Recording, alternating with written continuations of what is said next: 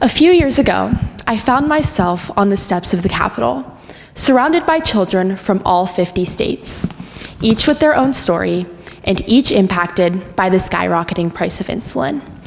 We were brought together to advocate for a change that could save lives. For me, this meant stepping outside of my comfort zone, learning to respect and engage with others, and embracing the idea that we are stronger together. But first, let me back up. I was diagnosed with type 1 diabetes on September 5th, 2008. I had just turned 1 year old.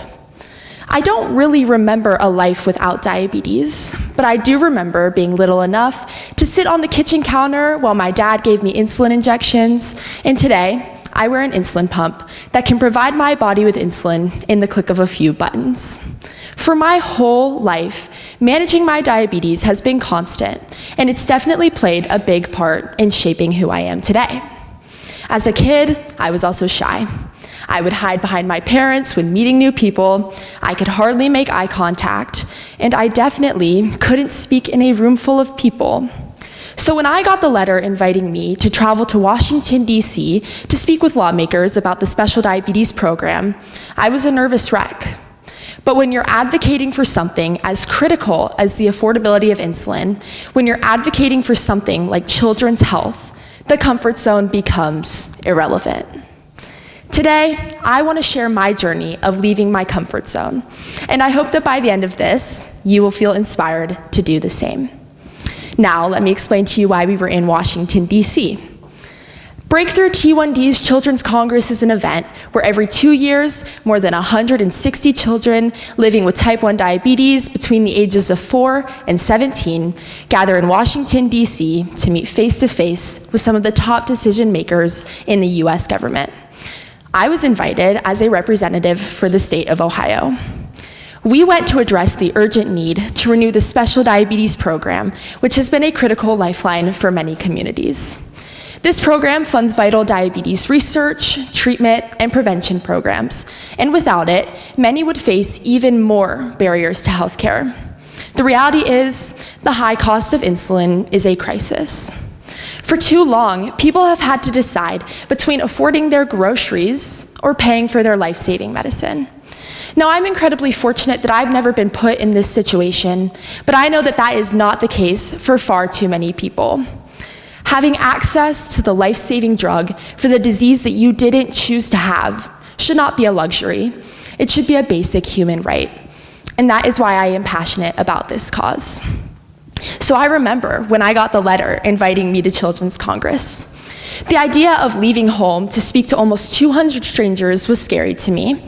Not only that, but meeting with important people like my Ohio Senators Rob Portman and Sherrod Brown about something that they could completely ignore was scary, especially at a young age. I always considered myself to be an observer, not a participant, and I didn't know if I believed that I was the right choice for this. But the reality is, real change doesn't happen from the sidelines. It happens when you respect others, when you engage with their stories despite your differences, and you do something about your problems together. I had to push past my fear of being uncomfortable. Although there were only 160 children there in Washington, D.C., there are over 300,000 kids in the United States who are living with type 1 diabetes. So, on a bright, sunny July morning, my mom and I got in the car, headed to the airport, and we left Ohio to travel to the nation's capital. Immediately when we got there, we met tons of other families dealing with the same disease that I was. But this time when meeting them, I didn't hide behind my mom. I spoke with my fellow advocates, and we told our stories. I won't lie, I felt a little bit uncomfortable, but more importantly, I felt empowered. This was something that I had never had the confidence to do before. Like I said before, there were only 160 children in Washington, D.C., but 300,000 kids in the United States alone, and that's without the other countries in the world. We weren't there just to advocate for ourselves. We were advocating for everyone.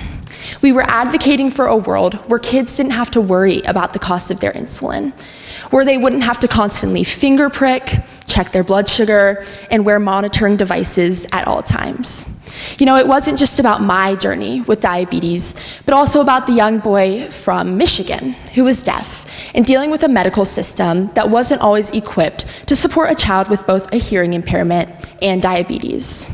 Or it was about the young girl from Virginia who had only been diagnosed with diabetes a year prior to this event and was still figuring out how to manage her diabetes effectively. There was a deep sense of inclusivity and belonging in that space. Despite our differences, we united in the shared experience of living with diabetes. True advocacy is rooted in inclusivity. When you respect and amplify diverse stories, you strengthen the collective impact. The kids that I remember the most, though, were my 3 fellow advocates from the state of Ohio. Our ages ranged from 5 to 17 years old. At first glance, we didn't seem like the most compatible group, but throughout the weekend, our bond grew stronger. We worked together to meet with our representatives, talk about our lives with diabetes, and explain why we need help for our future. I am grateful for the time that I spent with them because